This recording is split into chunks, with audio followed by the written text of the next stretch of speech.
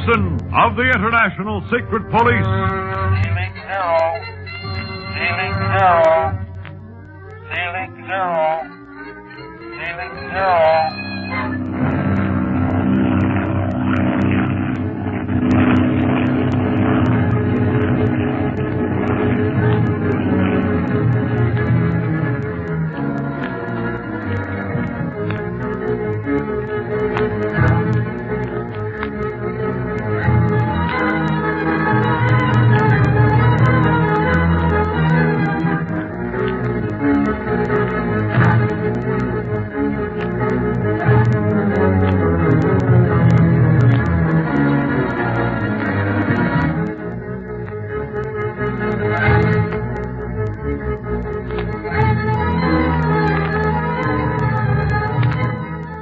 When Speed, Clint, and Chief Tipo go to the mysterious house of Paul Mounier on a supposedly friendly visit, they are really searching for Barney, who they feel sure the Octopus has kidnapped.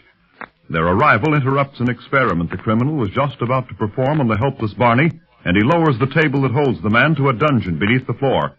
Later, as Speed and Clint are looking at the inventions, Speed stumbles over something and, on closer inspection, discovers a false floor or trap door beneath his feet. Look, Clint, it's a trap door, I tell you. It looks like it, all right.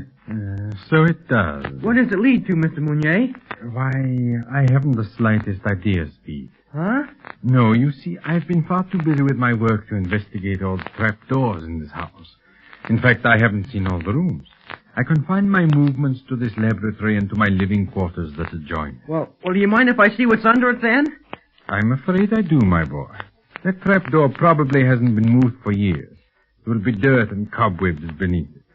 I don't care for such a litter in my laboratory. But I only... Speed? But, Clint, what if that hides Barney? Speed. Oh, all right. You must forgive my nephew, Mr. Mounier. He has the ardent curiosity that all boys have when they discover a trap door, or, for that matter, any sort of a closed door. They always want to know what's on the other side of it. I can understand that, Mr. Fowler. Scientists have somewhat the same desire. In fact, had it not been for my curiosity as to what was on the other side of certain electrical vibrations, I never could have created this machine you see before you. Machine that appears more like a box. Yeah, it looks sort of like a coffin. That is because it is made to hold a human being, my boy. If a person is ill or run down, they will be completely revitalized by remaining in this machine for half an hour or so. Well, how is that? Electrical impulses are shot through the subject, increasing his circulation and restoring his exhausted supply of energy. I know that it is successful, for I have often taken the treatment when I have been overworked, and I come out of it completely rested. Why, that is wonderful. Well, I should say so, Chief Tipo. There have been times when I could have used this energizing invention of Mr. Mounier's very nicely. Say, Clint, look at this shortwave setup. Looks like you could reach Mars with this outfit. It is powerful, Speed, but not as powerful as it will be someday. I'm in the midst of an ultra-shortwave experiment that should revolutionize shortwave radio. Ultra-shortwave? Well, strange that you should be particularly interested in that. Strange? Why, may I ask? The Octopus was experimenting in ultra-shortwave, too. The Octopus? Oh, yes, that criminal you accused me of being. Yes, you're right. Strange, perhaps, yet not so strange. Even though our interests are diversified, we could still use the same medium, this criminal and I. One for evil, one for good. Mm-hmm, true. Wonder what Barney would say to that.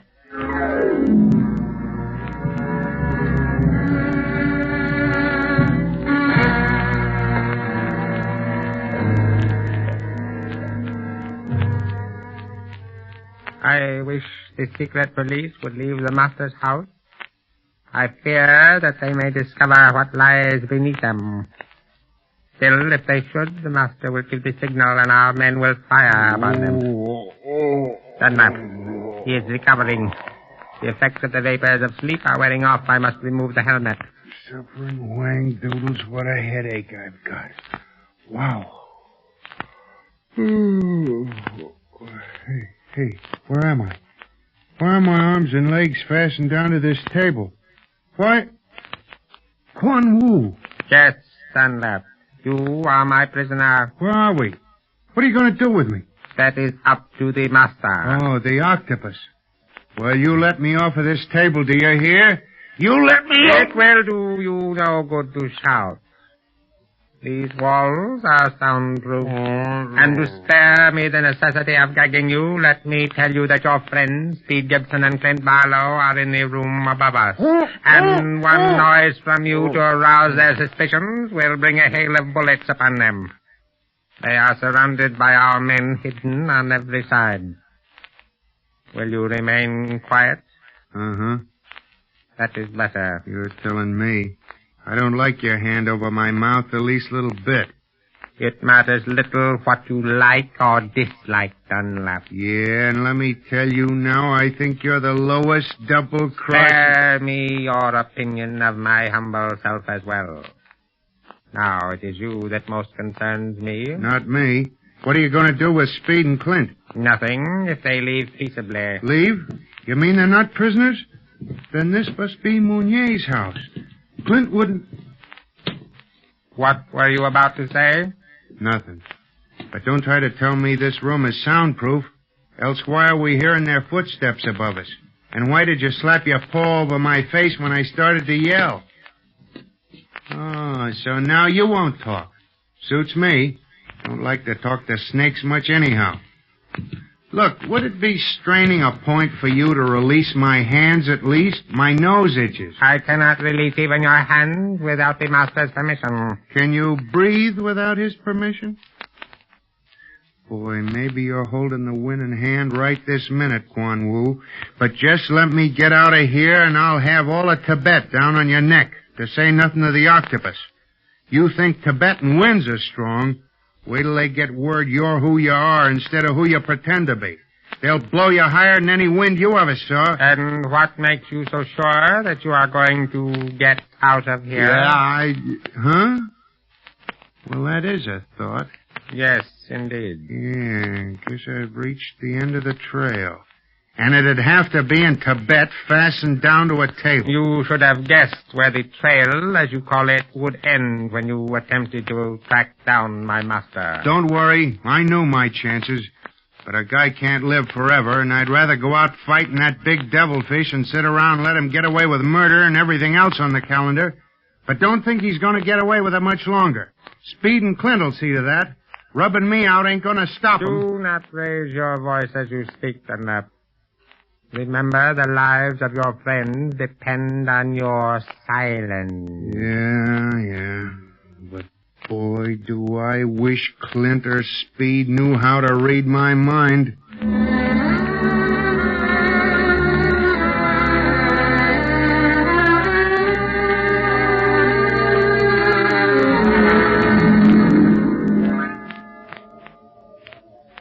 Well, this has all been highly interesting, Mr. Mounier, and thank you for showing us your laboratory. You are more than welcome, Mr. Barlow. But I don't think your nephew was so interested in my inventions as he was in that trap door he chanced upon. Sure I was, Mr. Mounier. But I'd give anything to explore this house of yours. But it has all sorts of secret passages and underground tunnels. Oh, Speed, I am afraid your imagination is running away with you. Most real old houses have such things, Chief Tipo. They used them in the old days to hide their treasures in or escape from their enemies. Yes, but those days are past, Speed, and if this old castle has such things, they've probably caved in or fallen apart for lack of use. Yes, and I for one shall leave them alone. I'm getting too old to risk my neck for the sake of idle curiosity. Mr. Barlow, I think we had better start down the trail now. The wind is rising. Well, so it is. That trail is bad enough in the best of weather. I don't want to risk it in a high wind. No one likes to be abroad in the Pass of the Iron Dagger at the hour of the winds. By the way, Mr. Mounier, why do they call it the Pass of the Iron Dagger? Why, I believe the name came from an old legend, Speed. Somewhere in this pass is an ancient iron dagger such as the first pioneers from Mongolia and China used when they came to this part of Asia. It was plunged into the face of a cliff, supposedly near this very house. But no one has seen it for many, many years. What's the story about the dagger? I'm afraid you will have to learn that from some superstitious Tibetan, Speed. I have no more time for their legends than I have for secret trapdoors. Oh. Well, we must go now, Speed. And thank you again, Miss Mounier, for allowing us to see your laboratory. You are most welcome. And now that a more friendly relation has been established between us, Mr. Barlow, Let us see that nothing disrupts it, huh? Why, of course. Are you ready, Chief Tipo? And Speed? Yes. You bet, Clint. I shall see you to the door, since none of my servants seem to be about. We've never seen any servants here. Seems funny not to in such a big house. Yes. They have orders to keep out of my way, Speed. As you must know by now, I am a little eccentric. I cannot stand having eyes watching me when I am working on my experiment. Why, of course. Well, here we are at the door. Button up your coat, Speed, or the wind will take it off of you. Okay. Well, goodbye, Mr. Goodbye, Mounier. Mr. Mounier. Goodbye. Goodbye, Thanks, Mr. Mr. Mounier. Go ahead. Goodbye. Thank you. Gosh, Clint, we had our big chance there for a minute and you passed it up. What do you mean, Speed? That trapdoor. I bet you anything that led to someplace where Barney was. Yes, you bet, but you don't know, Speed. Huh? I've told you before that we've got to watch every step this time, Speed. We can't afford to make any more mistakes. Very true. I agree with you entirely, Mr. Barlow. But golly, Clint, we won't get anywhere just visiting the Octopus. We'll never find Barney at that I rate. know that. And that's why you and Chief Tipo are going down the trail without me. Huh? What? You mean you're going back inside the castle? Yes, but the Octopus won't know about it this time. I've spotted an entrance that looks like it leads into a basement or something. I'm going in through that. But it is broad daylight, Mr. Barlow. What if someone should see you? I don't think they will. If the Octopus has guards posted, they'll be further on down the trail. They have no reason to keep a close guard on the house itself if all the approaches are watched. That sounds logical. What about inside, Clint? The Octopus must have plenty of his men hiding around in that house. Let me worry about them when I'm inside, Speed. Well, you're not going Oh, alone. now, Speed, if you think you're coming with me, you're badly mistaken. Please, Clint. I've been in the secret police long enough to take the same chances that you and Barney take. And with Barney gone, it's up to me to fill his place until we find him again. I sure can't do that by going down the trail with Chief Tipo. You will?